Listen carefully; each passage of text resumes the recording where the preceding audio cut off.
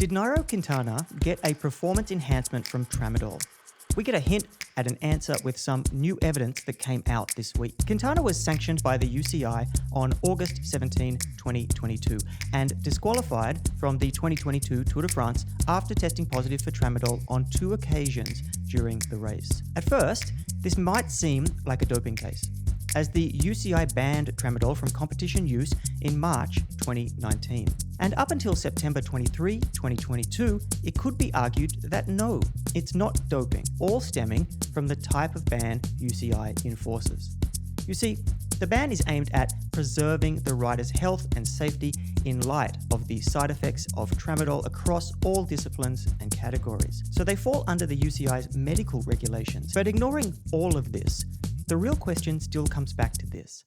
Did Quintana get a performance enhancement from using Tramadol? To answer this, let's rewind. It's September 23, 2022, and the World Anti-Doping Agency, or WADA, gathered in Australia to decide if Tramadol should be banned and added to the list of banned substances for athletes in competition. The criteria for being banned is twofold. Number 1, potentially harming athletes. Number 2, enhancing performance.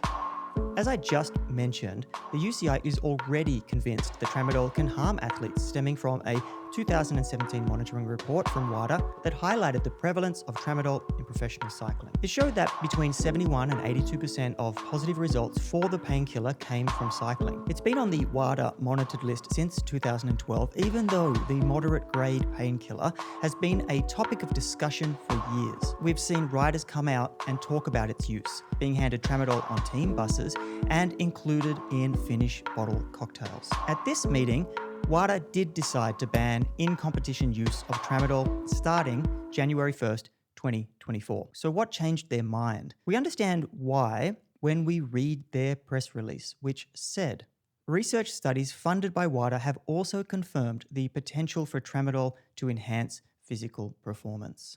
So there is evidence now of Tramadol being used as a performance enhancer.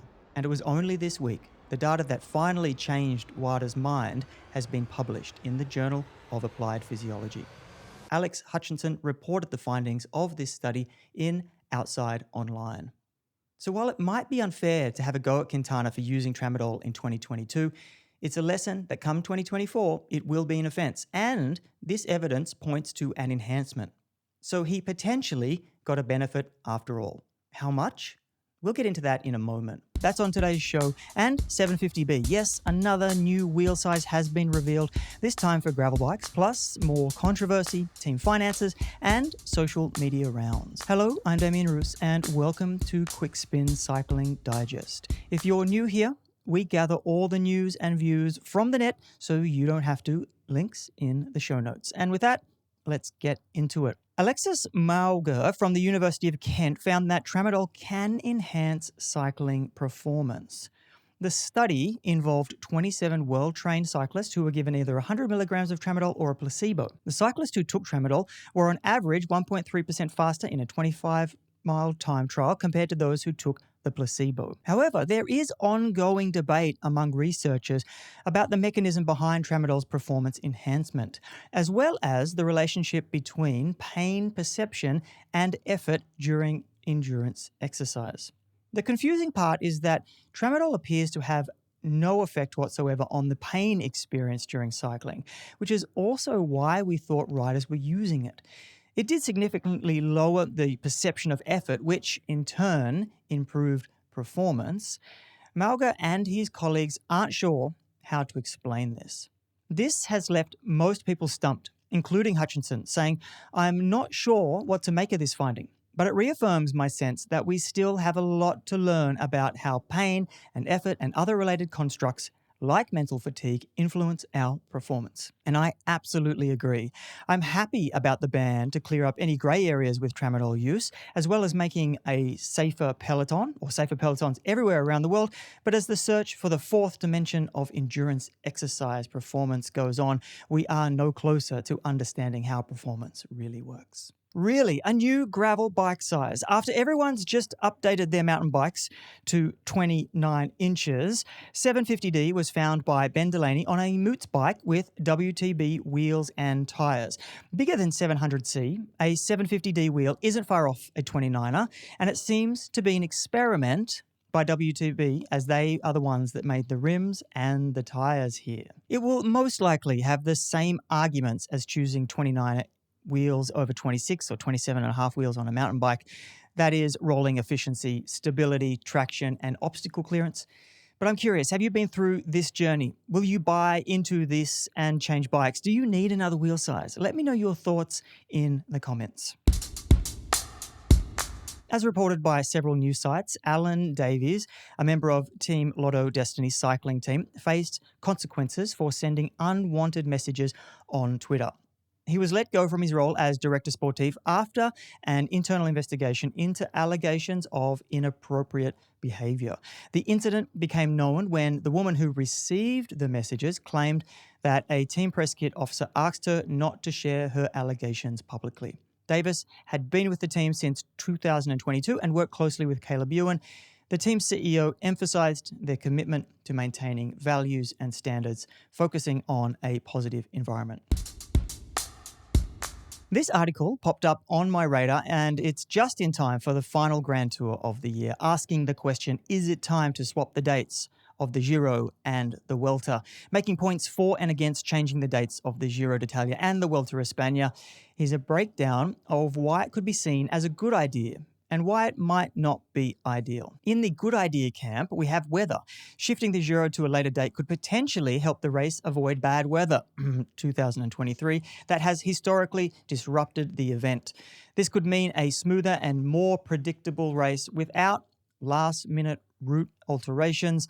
And finally here, aligning it more with Il Lombardia. It would give all riders a boost coming off the Giro with lots of fitness, ready to race the final race of the season. The potential challenges for a change like this: changing the established racing calendar might face resistance because of history. A lot of riders, teams and fans are accustomed to the current schedule, and altering it could disrupt their expectations and plans.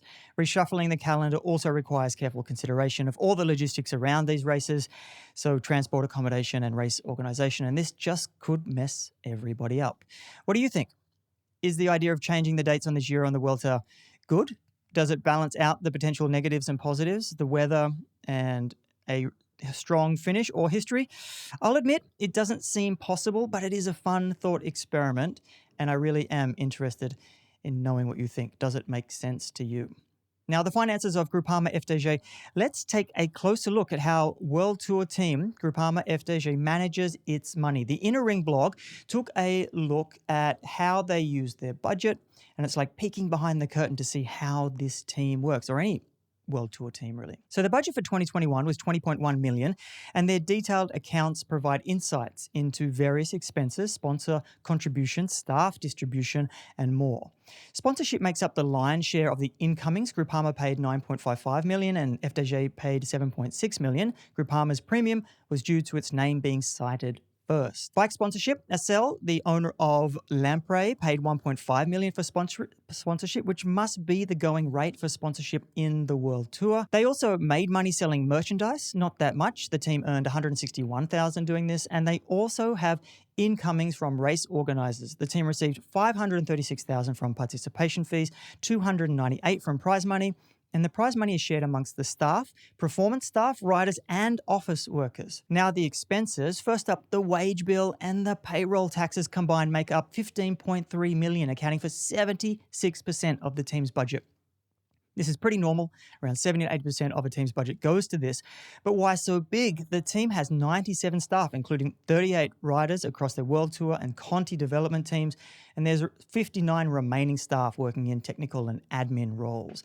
Also, the team purchased a truck and 2 team buses totaling 1.5 million euros. Hot damn, that is expensive. Finally, the team spent 22,000 on bike parts during the year, some of which were not sponsored, so custom 3D printed bars and unmarked parts added to the expenses. Greg Van Avermaet announces his last race as a professional on Instagram, saying, On Saturday, October 15, I will officially retire from pro racing in my hometown of Dendermonde. Sorry. He's going to make it a pretty big party with a bunch of the team, music, food trucks, and it sounds really fun. Sam Gaze, the MTB rider from New Zealand, Sam is going to the Welter. And after a stellar World Championships on the mountain bike, seriously, if you're not a fan of MTB, you still have to check out the XC race from the World Champs. And it's this race that gives me hopes that he gets some freedom to go after stages.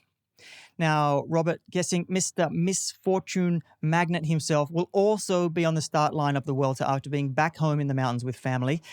Well, this family, the real family. And that's it. That's our quick spin around the world of cycling. Ride well, and I'll catch you next time.